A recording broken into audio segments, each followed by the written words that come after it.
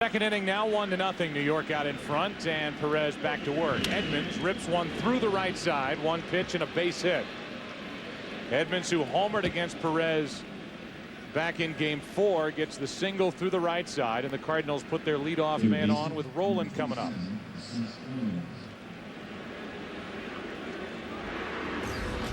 There was a lot of debate as to whether Scott Rolen would be in the lineup tonight for Tony La Russa. Did not look good last night for his first 3 at-bats. Got a hit off Billy Wagner in the 9th inning on a slider, and has had trouble with his bad left shoulder catching up to good fastballs this entire postseason. Perez has a good fastball, and Rolen pops it up. Shallow center for Beltran. 1 on, 1 out.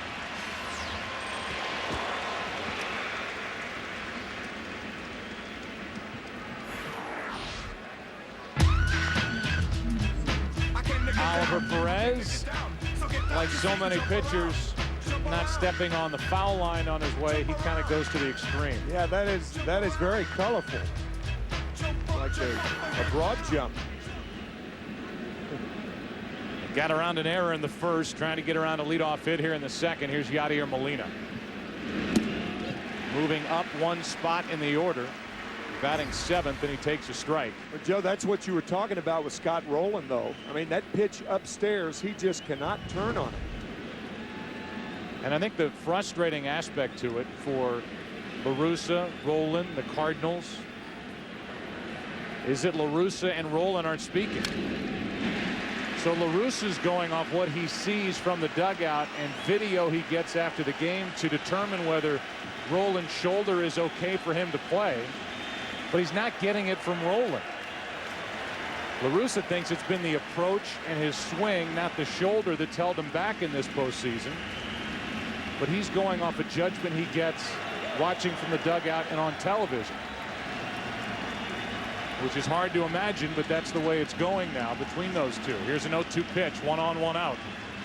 Yadier Molina out in front of it. Notice how free Molina was in that slider. That's the freedom that Scott Rolen does not have with this swing right now. Perez throws that ball right above the waist. Now that ball was out over the plate, but Scott has proven time and time again he can't get around on that pitch, and the Mets obviously are going to keep pounding him up.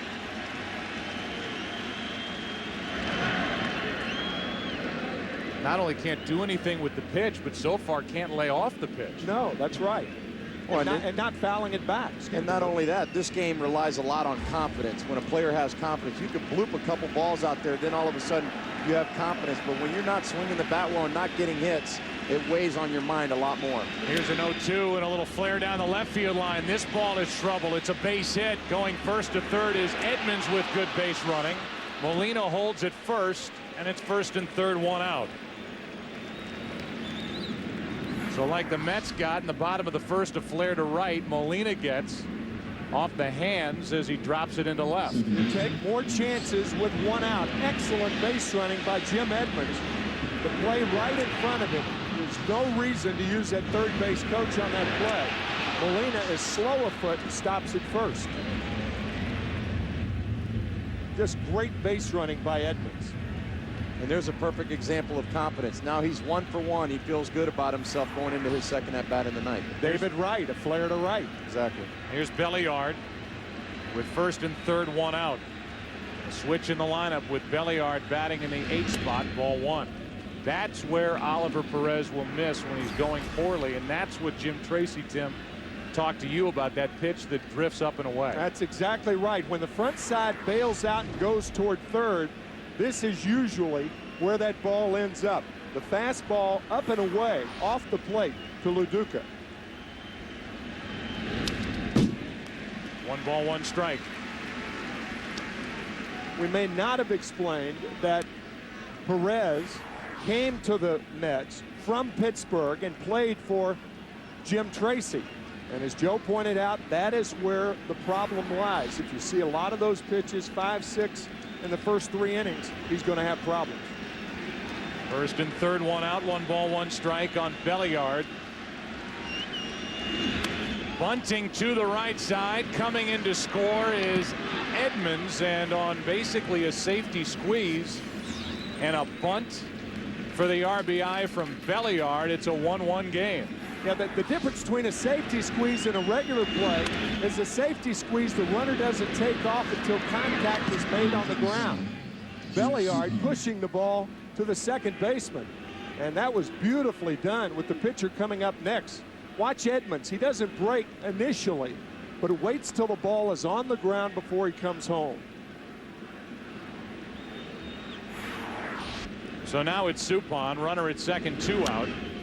And can you believe that a guy that just swung the bat like that homered in game 3? He did. Off Traxel. Well, I tell you, for the Cardinals, that's a huge confidence builder, especially after the Mets scored in the bottom half of the first inning. To come back and score here in the top half of the second kind of puts that crowd back in a lull. There's the home run from game number 3 for Suppan.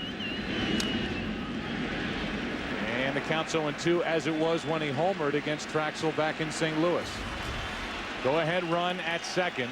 Yadier Molina. The outfield is shallow and Molina does not run well at all.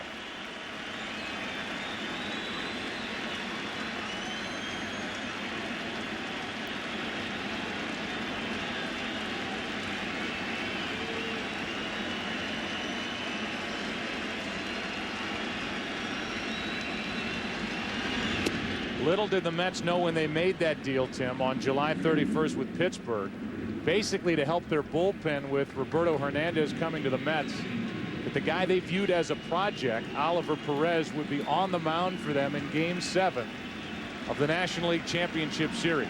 Unbelievable. They have had to rebuild him fast. And he ends the inning with a strikeout. But the Cardinals in the second tie the game on the bunt by Belliard.